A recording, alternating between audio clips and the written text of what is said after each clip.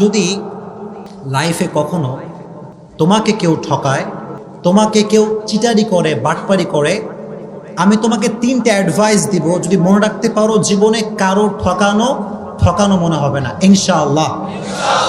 যদি লাইফে একদম আমার চোখে চোখ রাখো যুবকরা, যদি তোমার গার্লফ্রেন্ডও ঠকায়, তোমার বন্ধু ঠকায়, যেই ঠকাক না কেন, 3টা অ্যাডভাইস মনে রাখবা। যদি বলো কয়টা অ্যাডভাইস? নাম্বার 1, কেউ যদি তোমারে কখনো ঠকায়, তুমি আগেই বিশ্বাস করবে আমি ঠকি না, আমি জিতে গেছি আলহামদুলিল্লাহ।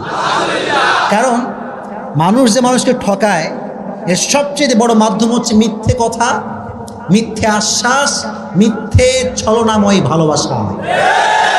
ছাকা খাইয়া যুবক দেখা হয়ে যায়, হ্যাঁ দিন যৌবন কিচ্ছু আর ভালো লাগে না।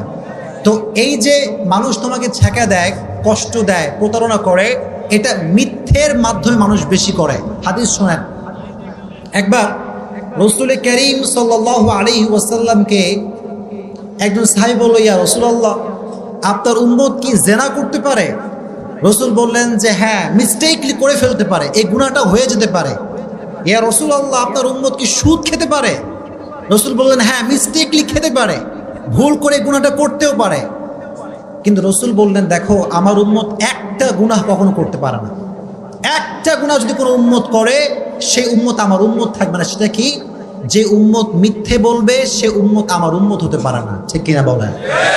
তো যে আপনার সাথে বাটপারি করছে, সে নবীজির উম্মত থেকে বের হয়ে গিয়েছে। আর আপনি যদি ধৈর্য ধারণ করতে পারেন, আল্লাহর উপর তাওয়াক্কুল করতে পারেন, ইন্নামা ইউওয়াফাস সাবিরুনা আজরাহুম বিগাইরি হিসাব, যে ব্যক্তি সর্ব অবস্থায় ধৈর্য ধারণ করবে, কিয়ামতের কঠিন ময়দানে আল্লাহ তাআলা তাকে বলবেন তুমি দাঁড়াও।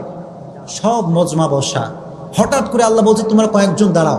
তারা ভয় পেয়ে যাবে, আল্লাহ আমাদেরকে সবার মাঝে এক্সেপশনাল কেন তারা করাচ্ছে?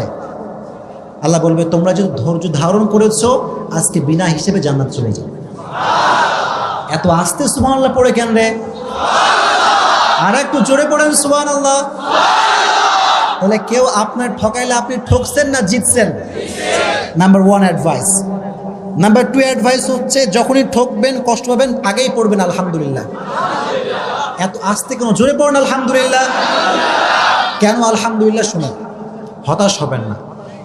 এই যে মানুষ আমাদেরকে ঠকায়, একটা উপকার হয় কি জানেন? মানুষকে চিনতে পারে যে কোনটা ধোঁকাবাজ আর কোনটা ভালো মানুষ। এটা জীবনকে আরো সামনে এগিয়ে দেয়। एंड यू नो, जिंदगी में कभी कभी आगे बढ़ने के लिए एक कदम पीछे भी जाना पड़ता है। জীবনে কখনো কখনো সামনে আগাবার জন্য এক কদম পিছু পা ফেলতে হয়। ঠিক কিনা বলেন? মিজানুর রহমান আজহারি বলেছিল, আধারে ভয় পেও না, আলো আছে আড়ালে, অন্ধকার পালিয়ে যাবে তুমি উঠে দাঁড়ালে। আমিও সেই কণ্ঠে কণ্ঠ মিলিয়ে বলতে চাই, যুবক, ছ্যাঁকা খেয়ে ব্যাকা হয়ে যাও না, শক্ত হয়ে দাঁড়াও, শপথ গ্রহণ করো, ইস্টাবলিশ হয়ে দেখাও। আর যে মানুষ তোমাকে ধোঁকা দিচ্ছে, আগামীকাল সে আফসোস করতে করতে মরবে। এই জন্য যখন কেউ চিট করবে, পড়বা আলহামদুলিল্লাহ, পারা যাবে ইনশাআল্লাহ। অ্যান্ড লাস্ট অ্যাডভাইস, এটা বলে আমি আলোচনায় ফিরে যাব ইনশাআল্লাহ। যদি কখনো তোমাকে কেউ ঠকায়, মনে রাখবা যে মানুষকে ঠকায়, সে তার লাইফে সুখ খুঁজে পায় না। ঠিক না? অনেকে বলে হুজুর যে ঠকায় সে খুব ভালো থাকে, হুজুর বিন্দাস ঘুরে বেড়াচ্ছে, কোনো টেনশন নাই। আরে ভাই, he hasn't peace of mind, he hasn't peace of heart। মানুষকে যখন মানুষ কষ্ট দেয়, আল্লাহ তার মানুষের মনের যে প্রশান্তিটা কেড়ে ফেলে। এই জন্য যে আপনাকে কষ্ট দিচ্ছে, সে আসলে জিতে নাই, সে হেরে গেছে। জিতছে না হারছে? এই জন্য সবসময় যত দুঃখ আসুক, যত কষ্ট আসুক, সবসময় পড়বেন আলহামদুলিল্লাহ। এই কুমিল্লা মানুষের মরা কেন তুমি বুঝলাম না? পড়েন না আলহামদুলিল্লাহ। ওয়ালা সাউফা ইউতিকা রাব্বুকা ফাতারদা। তুমি যদি বিশ্বাস এবং ভরসা আল্লাহর উপরে করতে পারো, অচিরেই তোমার রব তোমাকে এমন কিছু দিবে, তোমার জীবনের সমস্ত দুঃখ কষ্ট আল্লাহ তাআলা দূর করে দিবে। সুবহানাল্লাহ পড়েন। এজন্য যুবক ভাইরা, ছাকা খেয়ে বেকা হওয়া যাবে? এই কথা মনে থাকবে তো ইনশাআল্লাহ। আমি আসছি মোটিভেট করার জন্য, আমার কাজই তো এইটা। কি আমার ওয়াজ আপনারা শোনেন নাই? আমি যখন রাস্তাঘাটে যাই, আপনারা বিশ্বাস করবেন না, এই যে এদের মতো যুবকগুলো, সেদিন রাজশাহীতে,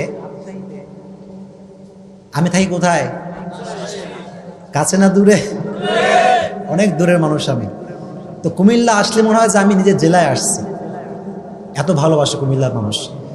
তো আমি বাইক নিয়ে গেছি বাইরে রাস্তায়, শোনেন ভালো করে শুনবেন। তো আমি লেখালেখি করতেছি যে কি ওয়াজ করা যায়, লেখালেখি করতেছি। হঠাৎ করে একজন যুবক পা ধরে কান্না শুরু করছে। আমি নিজেই ভয় পেয়ে গেছি, পা ধরে আর ছাড়ে না।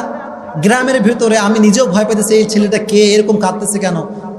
বলতে হুজুর আপনি এখানে কি করেন, আপনার ওয়াজ শুনে আমার পুরো জীবনটাই পরিবর্তন হয়ে গিয়েছে। আমি বললাম যুবক আমার কোন কথা তোমার গায়ে লাগছে? বলে হুজুর আপনি একটা কথা বলছিলেন যে ভুল মানুষকে ভালোবেসে আফসোস করা যাবে না। তো বলছে হুজুর জীবনে এই মিস্টেকটা আমি করছি, তো করার পরে আমার পুরো জীবনটাই শেষ হয়ে গেছিল, মদ গাঁজা বিড়ি খেয়ে অবস্থা খারাপ, যে ভালোবাসা মানুষ পাইলাম না কেন রে, হাতের জীবন যেমন সব শেষ। তা আমি যখন বলছি আফসোস করা যাবে না, তখন সে এই লাইফটা থেকে আল্লাহর পথে ফিরে আসছে। এজন্য আজকে যে কথাগুলো বলবো এটা শুনে আল্লাহর পথে ফিরে আসতে হবে। রাজি আছেন ইনশাআল্লাহ?